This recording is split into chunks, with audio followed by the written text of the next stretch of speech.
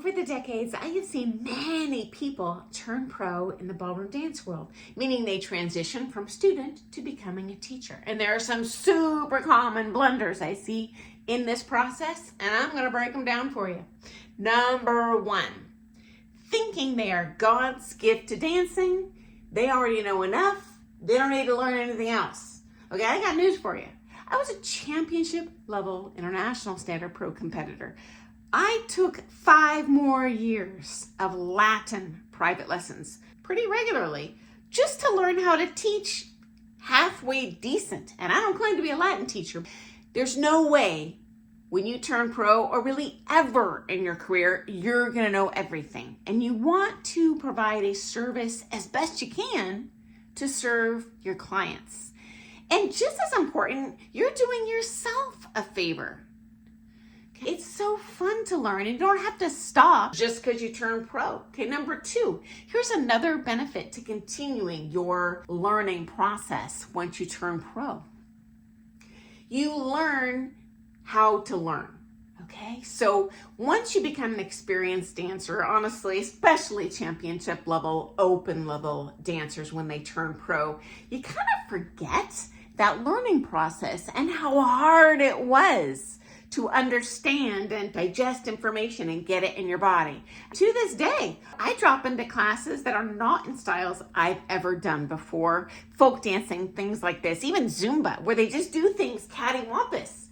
Puts your dancing on its ear, and it really gives you empathy for those poor students when you're teaching these concepts that are just so easy and autopilot for you. It's very helpful for you as a teacher to get some sensitivity to that. And also, I just like to watch other people teach and see, hey, what's their shtick? And if they have some sort of nugget that I like, I'm like, ooh, that works. You know what? I digest it and then I pass it on to my own students. Yes, everyone wins. And guys, this kind of shocks me to this day. When I owned a ballroom dance studio, I allowed all of my staff, my teachers, to take lessons for free there. And 99% of them, once they turned pro, never showed up to a lesson again for free. I only had 1 teacher regularly take advantage of that. Actually 2 over the years, now that I think about it. And the vast majority of those pros couldn't cut it as teachers. Why isn't anyone coming back to me? Well, because you only know your routines. You gotta offer them a little bit more than what worked for you. Okay, next problem I see. Thinking you're gonna fully book up. And when we turned pro, my partner and I, everyone and their dog was like, oh, please turn pro. We can't wait till you teach. We're gonna book you up. Yay! Pfft. Ignore, didn't happen. People are not going to leave their current teacher to take from you unless there's a problem with that teacher. And you know what? There is a natural attrition rate over time, but don't bank on that to pay your bills. As a matter of fact, don't bank on ballroom dance to pay your bills at all. Even when a world finalist turns pro, there is a process where you build clientele. Keep your day job. You know, I did a complete other career for my first at least 2 years. I never even planned on turning pro. And thank heavens I did, because if I had been so naive as to believe all those people who were telling me they were going to come immediately take lessons from me, I would have starved to death. And you know what? You're going to be forced out of this industry if you can't make your car payments, okay? Okay, next challenge I see. Ballroom dancers, especially the people that really are passionate and stick with it, often are artists. I mean that in the best of terms, but there's a downside.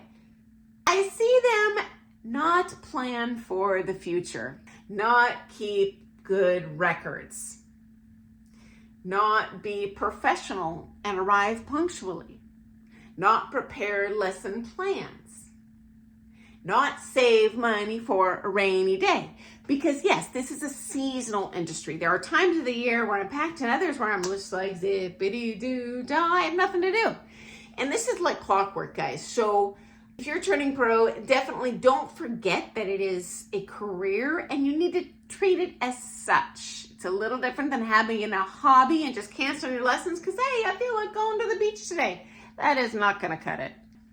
Okay, final thing I see, arrogance. No one on this planet, even if you hold a world title, is the best at everything. And you're doing your students a great disservice if you present yourself as perfect, because no one's perfect, okay? Your students will think the world of you. So don't buy into your own delusions of greatness. I always recognize if someone's learned something a different way, hey, that's possible. Maybe that worked for them, probably works for you. Totally recognize there is more than one way to skin a cat. And as a matter of fact, that other person's way might actually work better for that dancer than your way. So always be open to that possibility.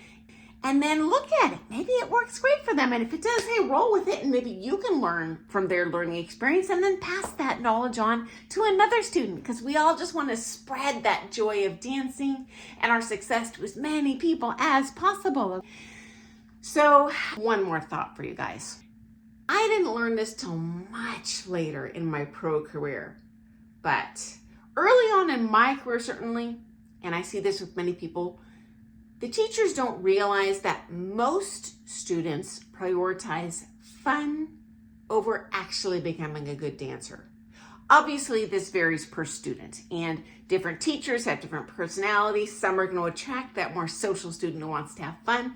Others are going to attract that more hardcore competitor like I was. Hey, scream in my face, call me names, I don't care. I just want to leave a better dancer. But I was not the norm. And unfortunately, if you compete to the championship level, that's probably you. So just be open to the possibility that that student you're seeing is not that way, and they really just want to come and relax and enjoy the lesson, and they don't really even care what they look like, or even if they're doing the right heels and toes.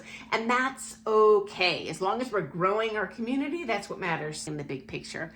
Okay, guys, I look forward to seeing you first thing tomorrow morning for some more things ballroom dance. And thank you again to those of you who pressed that thumbs up button right away. It makes me so excited, guys. I'm telling you, every time my video goes live, I'm like, refresh, did I get any thumbs up? And I get so stinking excited. So thank you. Anyway, guys, see you tomorrow. Happy dancing. Bye.